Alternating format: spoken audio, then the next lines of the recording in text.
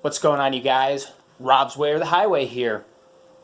Today is Friday, and today I will be going over some basic stuff about a bar in the basement here.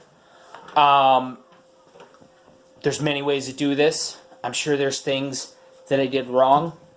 I don't care. This is my way of doing it. And I'm going to show you some of the unique features that we added in that I think, if you're thinking about doing this, you might consider. So let's dive right in. So first things first, light. I love light. Light is key when you're trying to make a warm, inviting environment. In the basement in particular, you have no external lighting. So you have no lights from outside. So you have to rely on your lighting down here. As you can see, the lights are exactly where they need to be. In this case here, they're over this area here, which this is an inverted bar, right? Most bars, you would think the door wouldn't be there and the bar would be against here and you'd be looking at the wall. Well, okay, fine. This is not a very big area here. It's hard to tell from the camera, and I could give dimensions in the description below, but you're working with a small area, so you have to get it creative. I've got wall here, it's just the way I built when I first came in, so if I had to do it again, I might make this wall a little short. I might come from here, and I would have gone to maybe to here and doubled the area here, but I didn't want to tear it all out to redo it. So with that being said, this part here, there's plenty of walkway here, okay? And lighting is key. So you got lights over where you sit. You got lights over there where you stand. You have lights right here in the main area. Then in this area over here, you have 6 more. They're all can lights. They're up into the ceiling. Everything's, see, and I can't really, well, there it is. It's all open. I painted it black. I got that idea from some friends of ours. Everything's on dimmers. So these are separate. So you flip these, will turn these ones off and on, and they're on dimmers, so you can dim them way down. Same with these ones here, right? Dimmers, right? So you can control everything. Okay, let's take it a step further. What else do we have? Well, we'll turn these lights off to start with. So obviously you have under cabinet lighting, but again, lighting's key, man. See that? How freaking nice that looks. Look at how that shines light down there. You could turn that on and off here with another switch. I have it set. Whoop, that's the wrong switch. See, I don't even know what my switches are. I haven't had this for long. Anyways, the lighting here you can control, right? You didn't see what that other switch does, but you got lighting under here. This is kick plate lighting. Most people don't think about these things. You flip the switch here on the wall, and the kick plate lighting turns on and off. How rad is that, right? Now, you got under cabinet lighting. Same deal.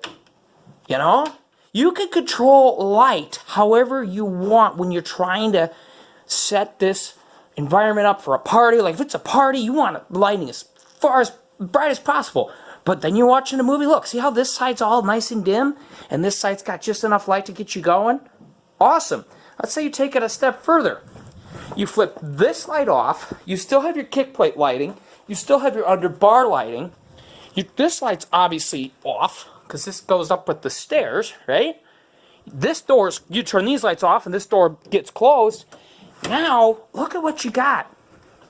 You can't see anything, but you can. And the camera's not going to pick it up very well. But this room is lit up well enough on this side here that you're not going to trip and fall over anything. And you have your projector going and you're watching your movie, you're playing your games. It's just perfect. Lighting is key. If you don't have good lighting, you can't set up a good bar. I don't care what anybody says. Okay, let's talk about features. So we're going to look at the lighting there. When we built the bar, we elected for soft close, so that's cool. White shaker, that's what's in now. This cabinet's easy reach, it goes way in there. There's your electrical outlet there. When you flip the switch on the wall, that's both of those outlets turn on and off, right? So that's how that works, right? Same with the kick plate lighting, Kick plate lighting goes over to there, and that switch goes to that one down there for the kick plate lighting, and then there's another outlet that controls the one that's underneath the bar. Then there's another outlet here, which you probably can't see, but it's way up there, that goes to this one here for that lighting. So everything's kind of integrated, right? What else? Why is this so much taller? All right, well, let's first things first. This is bar height. Okay, this is 42 inches. This is standard bar height. This right here is not. This is 36 inches. This is standard height that you would see in a kitchen. Now, the reason I had to do it this way is because of the drain. Water doesn't flow uphill, right? So that drain goes through here, it comes around, and it goes in here. Look what it does here. My dad helped me with the plumbing and the water. I did everything else. So it comes on here, comes all the way around, goes here, and that's the main drain line. Feeds into the main drain line, goes out. So there's no need to have that go into a pit just to pump it out, right? That's a sacrifice. Would you want to get a bigger ejector pit and dig the floor out and do what you got to do there? Like, that's the pump that's in that corner is a sump pump. You can't drain water from that drain into a sump pump. It's against the law. So then it's like, all right, well, where do I put? I got to dig a hole in the floor and put an ejector pit in. Screw that. Just make this little area a little taller, and it's perfect. No problems. We left this open here because we want to put towels in there. We did the backsplash to match the whole theme with the Caribbean with the bluish green. Let's see. We have crown molding, which, you know, I did all this myself. So, you know, it's not perfect. The smart guy will think that that's the way it's supposed to be, and the dumb guy won't ask. So, yeah, okay, go ahead and nitpick it. You got a little rough seam there. I'm not an expert at carpentry. I'm not a carpenter. Doing precision work with trim and all that, it's very hard. It's not easy work. So, you know, you look at this and you go, okay, well, that's standard trim, nothing crazy there. And that looks kind of cool. That's not crown. This is the same stuff you put around a door. That was my dad's idea. Who says you need to have crown molding? So crown molding comes out at a 45-degree angle. Okay, and this wall you're fine here. You nail against the floor. But what happens here? You got nothing to nail against. So, you know, keep it simple, you know. You're just using regular stuff, right? And if you start going around and looking at this, it ain't refined, but it's not bad. You need to trim out here, trim out there, right? Just going on the corners, mitering, blah, blah, blah. Like, and then at a certain point, it starts getting funky. But check out some of this funky stuff. Look at this. What is this sorcery? You know, all this stuff takes time to do. You go here, and oh, there's a beam. Got to cut through it. You know what I mean? It's just what it is when you're working with a non-perfect world. But at the end of the day, you come down here and you go, wow, this is really good looking. You know, and you work with what you have. You know, you got wiring in the ceiling, everything's black. I got pretty much 2 smoke alarms on every level. So I got that one there that came with the house. But then I put the smart alarms in that link to the home automated system through Z-Wave. So, you know, I can see what's going on remotely. What else? What else did we learn? Well, we learned that natural wood accent walls dry. Look at that. It pulled loose. There's a big gap here. There's certain things that don't look good, but at the end of the day, if you focus on some of the main things at a bar, like nice cabinets, focus on nice cabinets, get your lighting game figured out. You have to have good lighting. Lighting is key. However many lights you think you need, triple it. When I came down here, there was like 1 or 2 lights. There was like one right here, and there was like one over there. That's it, because that's a typical basement. If you're doing this type of work, you need lighting. You have to have good lighting, and that's what will make it pop. You know, you don't need granite. You don't need to spend a ton of money on nice cabinets if you have cool lighting and you got kick plate lighting and you have underbar lighting. You know, that's what it is. Other unique features, yeah, you know, fridge there so kids can watch popcorn pop. I know it seems crazy, but, you know, that's what it is. Cool little features like this with garbage cans built in. Again, don't need it. It's convenient, though. You know, you can just stick a trash can right here in the corner. You know, a mini fridge. Many people are probably asking, how did you build a mini fridge into the wall? How cool is this? Right? I got this idea from my dad. My dad, growing up, we had a tube TV built into the wall. But as I had said in the previous video, this is a crawl space here. So this is, there's concrete here. Of course, I got cat litter buckets with stuff in it.